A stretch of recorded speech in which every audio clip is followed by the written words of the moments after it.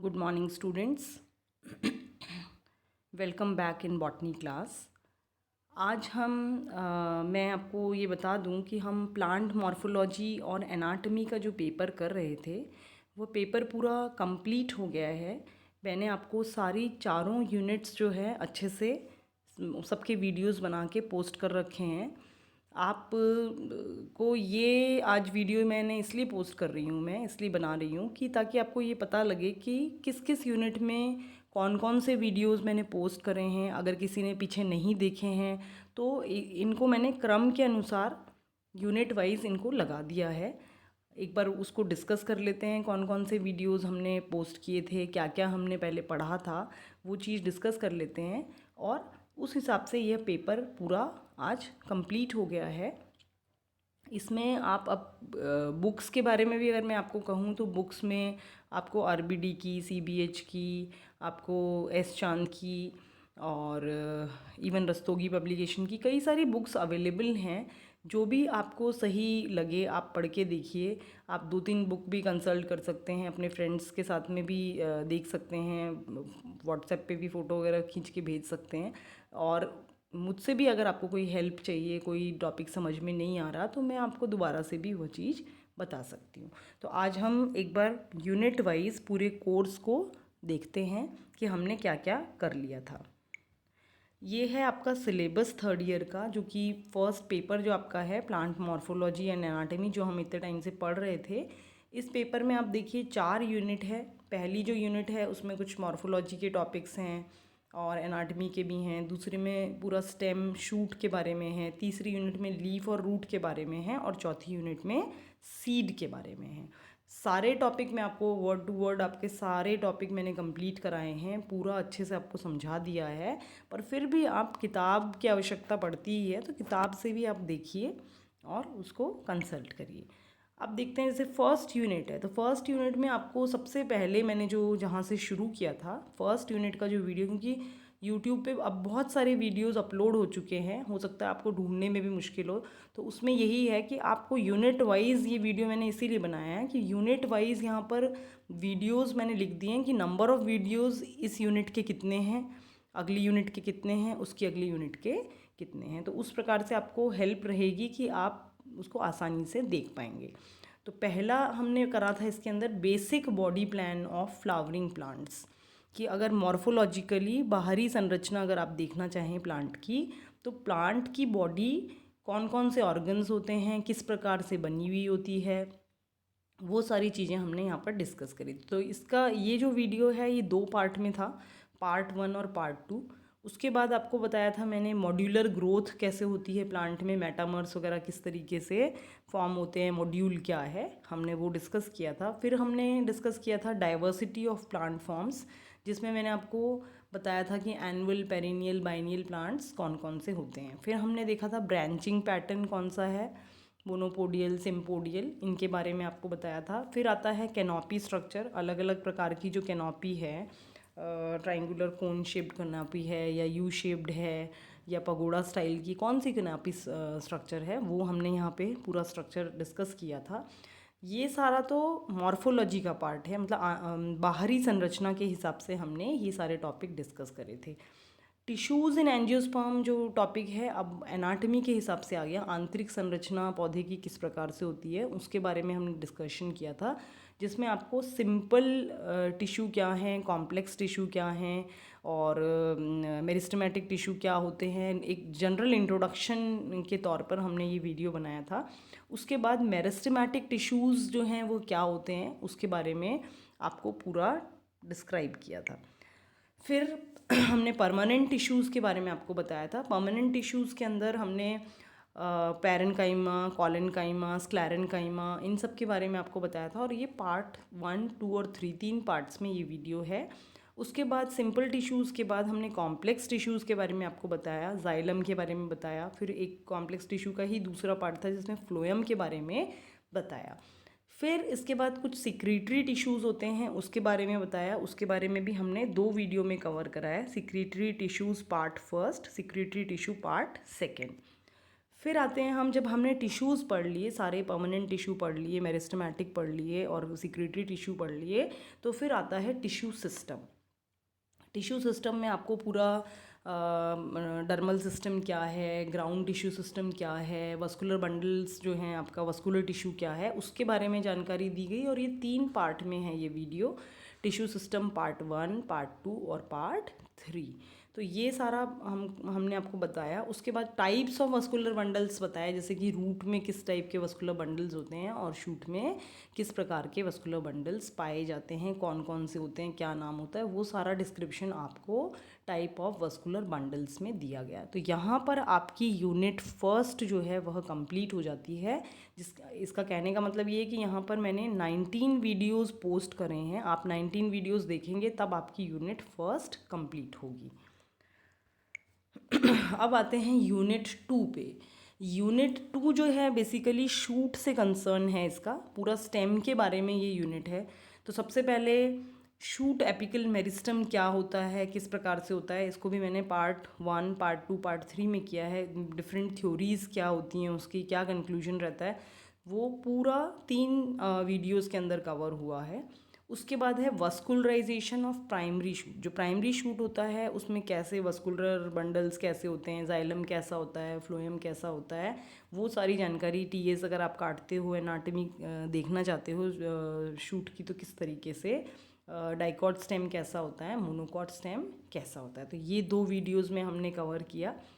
उसके बाद आते हैं हम, कैम्बियम क्या है, उसके फंक्शंस क्या हैं, उसके बारे में आपको बताया गया। क्योंकि कैम्बियम है प्रेजेंट है तो सेकेंडरी ग्रोथ हमने देखा डाइकॉट में होती है, तो डाइकॉट स्टेम में सेकेंडरी ग्रोथ किस प्रकार से होती है, वह चीज़ भी हमने 7th वीडियो जो है आपका secondary growth in dicot stem, उसमें देखा। फिर आता है सेकेंडरी जाइलम जो फॉर्म होता है, हम उसको वुड कहते हैं, वुड के नाम से जानते हैं। और एनुअल रिंग्स जो हैं डिफरेंट सीजन्स के अंदर डिफरेंट नंबर या क्वांटिटी और क्वालिटी में फ़र्क होता है जाइलम की वेसल्स की, तो वो डिसाइड करता है। एंड स्प्रिंग वुड है और लेट वुड वगैरह आपने इसमें बताया मैंने इसमें आपको। तो स्प्रिंग वुड और लेट वुड या एनुअल रिंग जो है वह क्या होती है, वो सारी चीज़ें इसमें जानकारी दी गई। फिर आता है टाइप्स ऑफ वुड, अलग अलग प्रकार के प्लांट्स में किस प्रकार के वुड होते हैं, वो टाइप्स ऑफ वुड में आ जाएगा। फिर सेकेंडरी ग्रोथ जो है वस्कुलर बंडल्स में सेकेंडरी ग्रोथ हुई, एक तो वो हमने पढ़ा था एनाटॉमी ऑफ या सेकेंडरी ग्रोथ ऑफ, इसमें आपको बताया था secondary growth in diatom stems में। फिर आते हैं हम कि जब सेकेंडरी ग्रोथ होती है तो बाहर की तरफ भी सेकेंडरी ग्रोथ जो होती है उससे बार्क फॉर्म होती है, पेरिडर्म फॉर्म होता है। तो पेरिडर्म किस प्रकार से फॉर्म होता है, क्या होता है, उसके बारे में सारा डिस्क्रिप्शन दिया था। तो ये तो था general idea of secondary growth in dicot stems.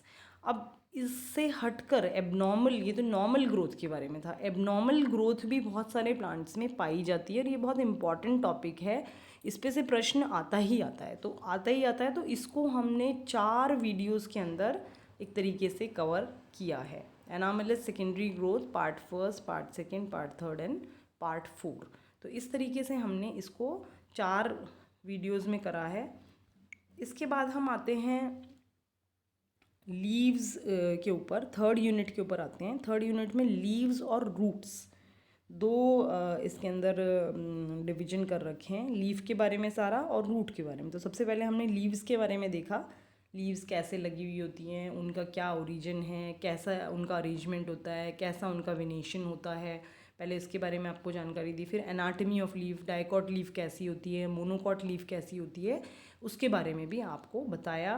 फिर लीव्स में आपको पता है स्टोमेटा पाए जाते हैं, तो वो कितने प्रकार के होते हैं, किस तरीके का अरेंजमेंट होता है, स्टोमेटा में कौन कौन से सेल्स इन्वॉल्व होते हैं, क्या फंक्शन है, वो सारी बातें हमने आपको स्टोमेटा में बताई। फिर वस्कुलराइजेशन ऑफ लीफ, कि लीफ जो है आपको पता है नोड पे लगा हुआ होता है, स्टेम से जो एक तरीके से जाइलम जो निकल रहा है वो रूट में, ये लीफ के अंदर किस प्रकार से जाता है, किस तरीके से लेक्यूना फॉर्म होता है, लीफ लेक्यूना, या किस तरीके से लीफ ट्रेस फॉर्म होती है, उसके बारे में सारी नोडल एनाटॉमी आप बोल सकते हो, उसकी भी जानकारी हमने इस वीडियो में आपको दी। फिर आता है सेनेसेंस एंड एब्सेशन, कि किस प्रकार से लीव्स जो हैं वो प्लांट से अलग होती हैं, कैसे एब्सेशन लेयर फॉर्म होती है, किस तरीके से बायोकेमिकल डिग्रेडेशन होता है प्लांट में केमिकल्स का कि वह टूट जाती है लास्ट में।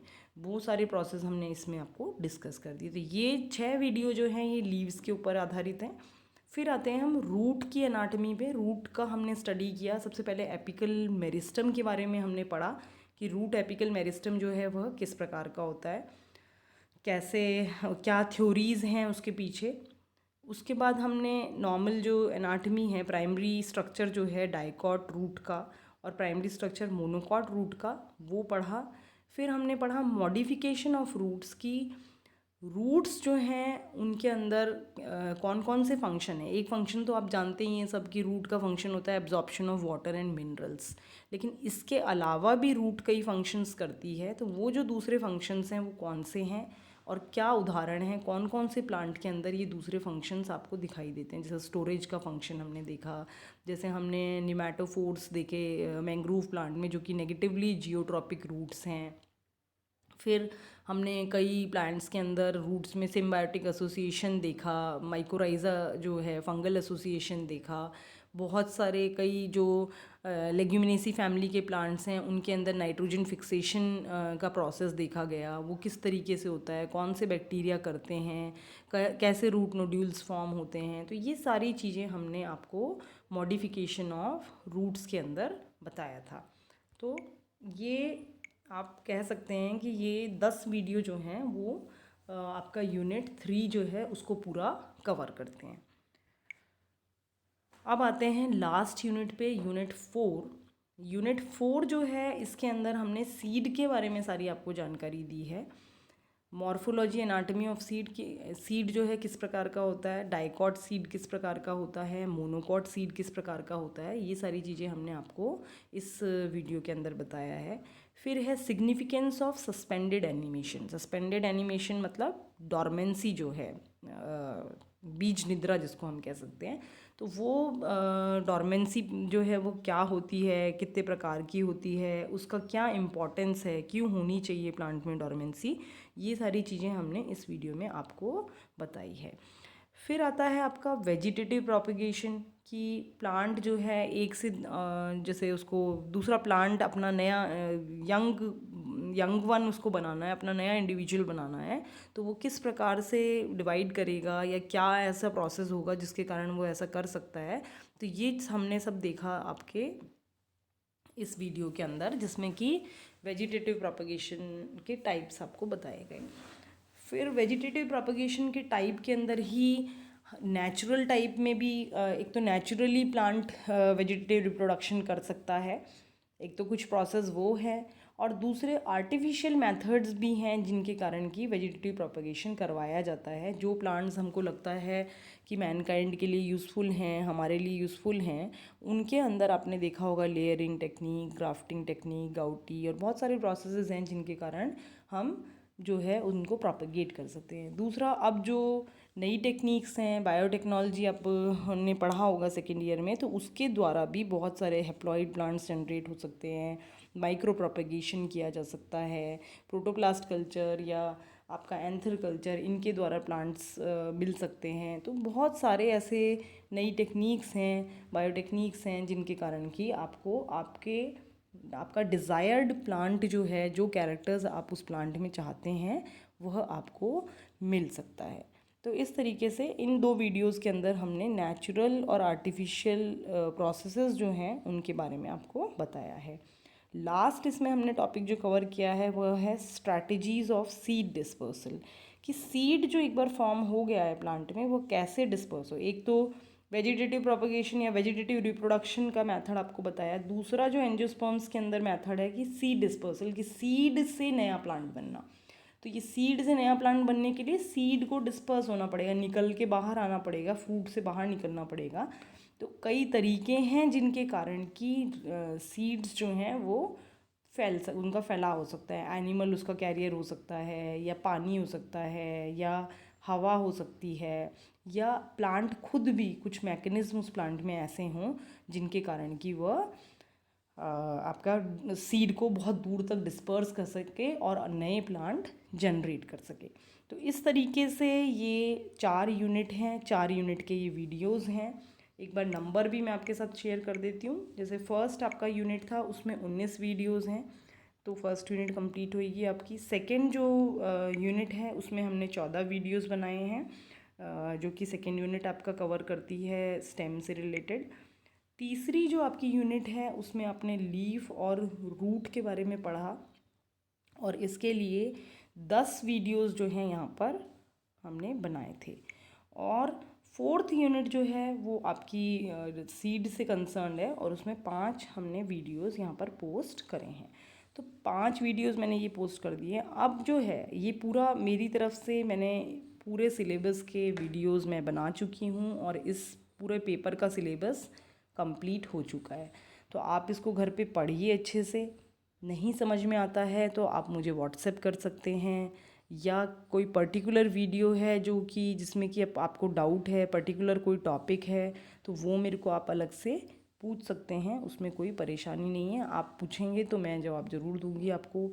अगर आपको समझ में नहीं आ रहा, कुछ दोबारा समझाना है, या कुछ और कोई टॉपिक आपको लगता है कि ये ज़्यादा डिफ़िकल्ट लग रहा है, इसको एक बार और कर दीजिए कंप्लीट, तो वो भी हम कर सकते हैं। इसके अलावा मैं अब इस पेपर के आपको थोड़ा सा यूनिट वाइज क्वेश्चंस वगैरह भी एक बार थोड़ा देख के कि किस तरीके से एग्ज़ाम में पूछा जाता है, या कौन से इंपॉर्टेंट क्वेश्चंस हो सकते हैं, तो वो भी मैं आपको पेपर बना के और व्हाट्सएप पे वो भी डाल दूँगी, तो आप उसकी भी प्रैक्टिस कर सकते हैं। पर सबसे पहले आपको पढ़ना होगा, आप पढ़ें इसको अच्छे से, और तभी आप वो पेपर भी सॉल्व कर पाएंगे। वीडियोस देखें, बुक्स से पढ़ें, और तभी आप पेपर्स को मैं डालूँगी तब आप वो पेपर सॉल्व कर सकेंगे। Thank you so much.